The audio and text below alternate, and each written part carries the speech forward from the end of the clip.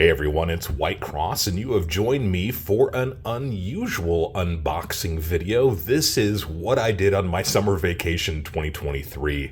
I posted in the White Cross Precious Metals and Numismatics community forum that I had been fortunate to win a small jackpot when I was in Las Vegas a few weeks ago. And I suffer from this affliction that is, I always win when I go to Vegas. Now, I know what you're thinking. That's not possible. You're absolutely right. Trust me, I do not advocate gambling. I think it is really stupid. When I gamble, I always think that I'm going to lose the money that I'm playing with, and consequently, I rarely gamble. It's something I do maybe once a year, if that.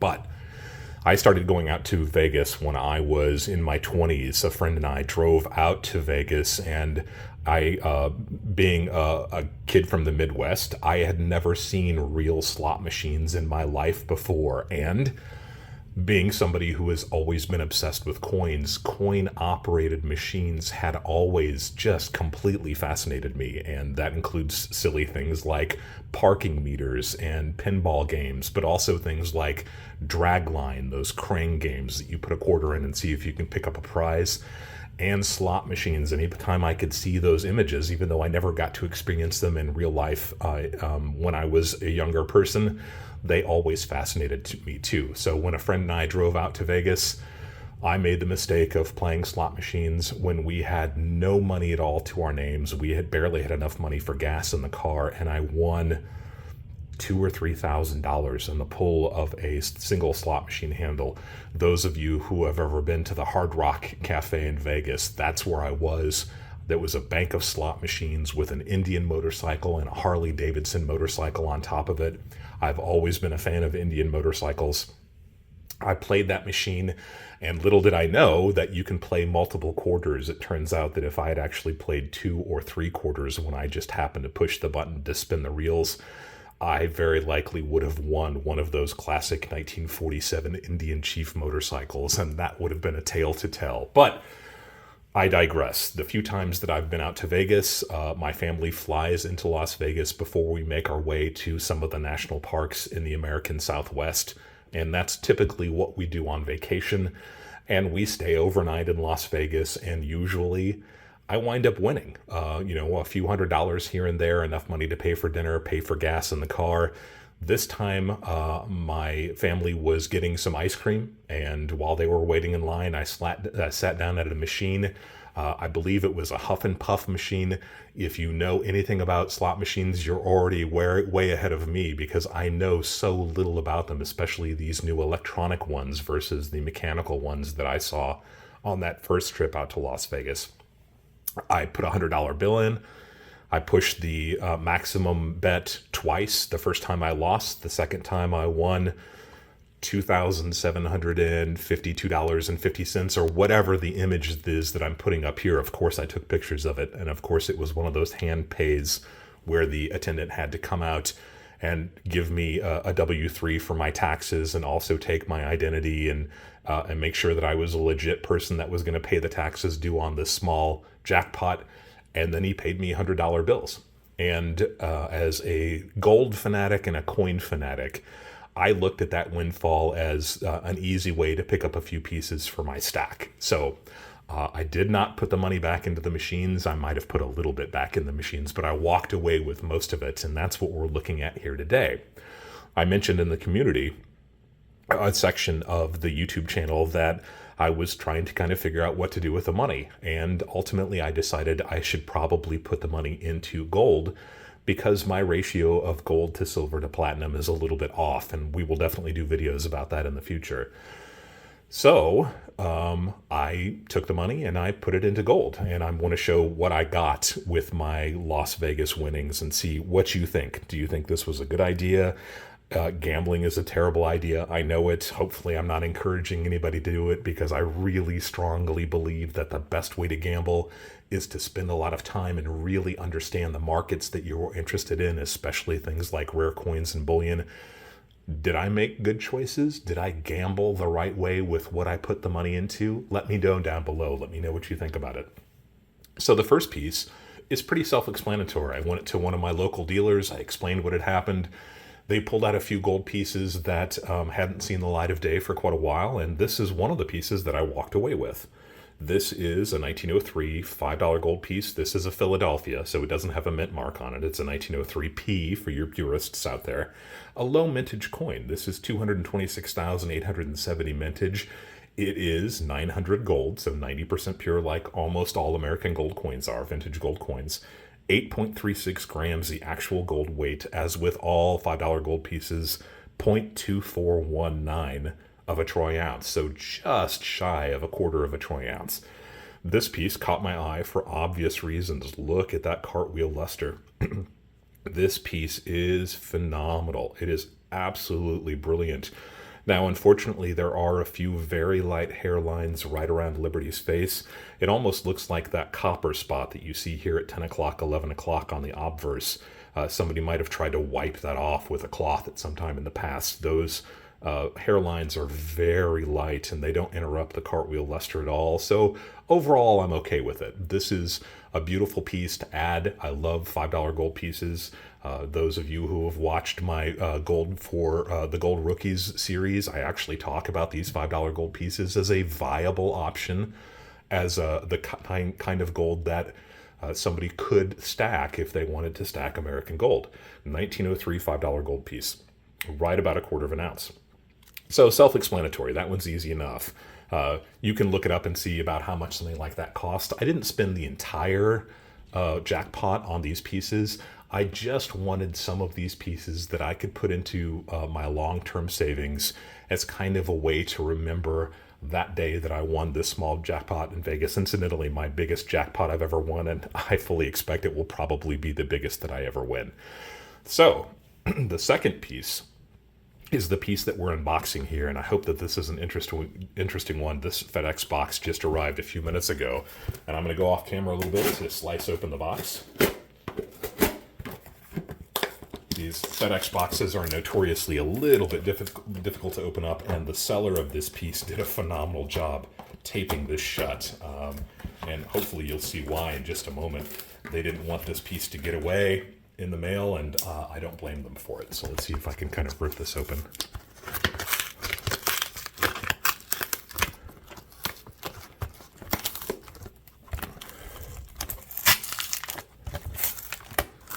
Is the suspense killing you yet? All right, just about got it.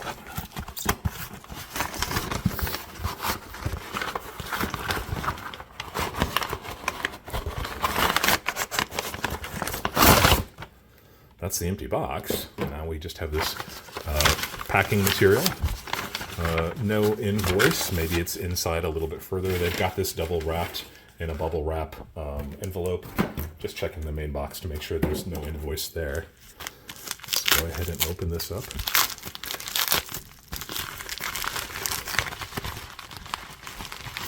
And it feels like there is an invoice in there. So we'll leave that in there, and we'll just take this cardboard mailer out.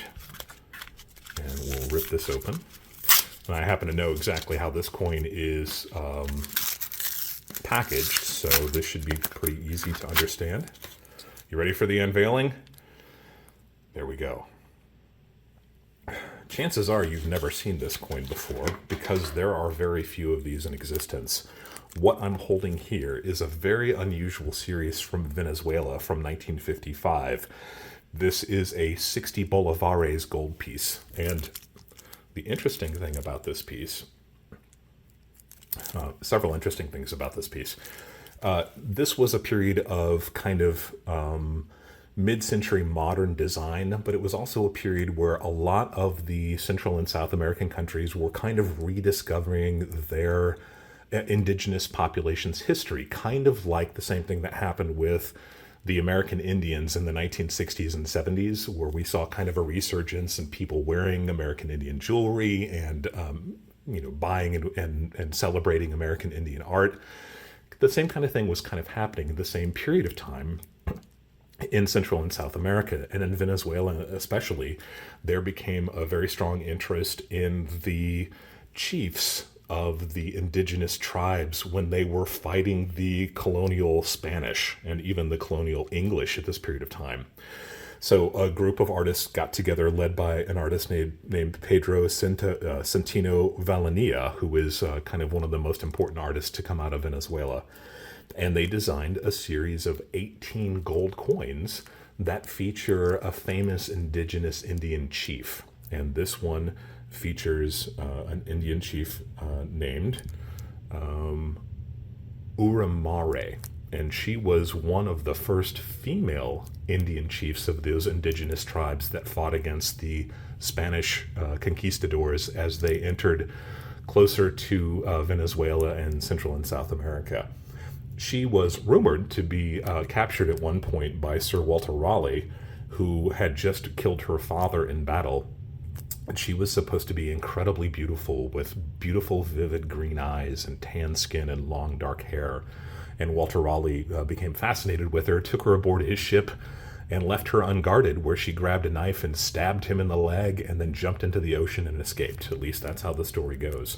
And there is some evidence to suggest that that actually did happen. She escaped, and she went on to become a tribe leader again, and she lived to a pretty old age, where she worked on kind of peaceful relationships with the Spanish. After a period of time, they realized that colonization was probably inevitable, and in order to survive, they probably should try to negotiate peace treaties rather than fight against the Spanish.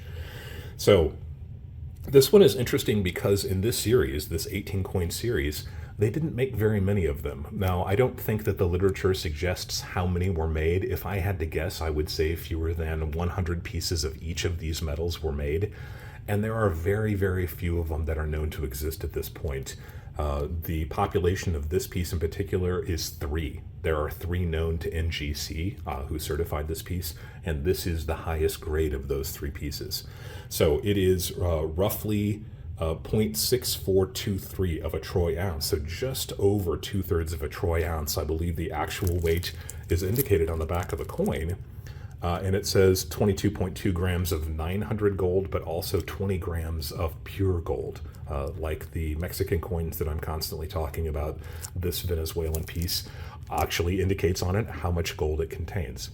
So the pieces that I bought with my huge winnings from Las Vegas, a beautiful uncirculated, maybe details uncirculated, but maybe a 62, 63, 1903 $5 gold piece, and a very enigmatic, unusual Venezuelan gold piece from 1955 that weighs about 2/3 of a troy ounce of pure gold.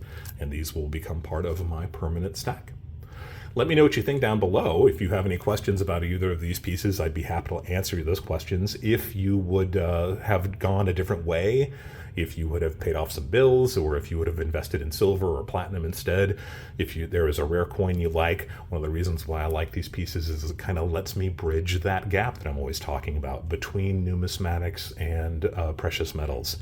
So, but if there was something else that you would have done instead, leave a message down below. I'd love to hear your thoughts about that too. Do you gamble? Do you not gamble? I have huge respect for people who don't gamble. Like I said, it's something I do very infrequently, and unfortunately for me, I seem to win when I play. So I felt like I had an obligation to do something interesting with those winnings. Thanks for joining me on this interesting unboxing video. Let me know what you think. Leave a comment down below. As always, like and subscribe if you haven't yet. And thank you for allowing me to be a part of your journey as you go deeper into the world of physical precious metals.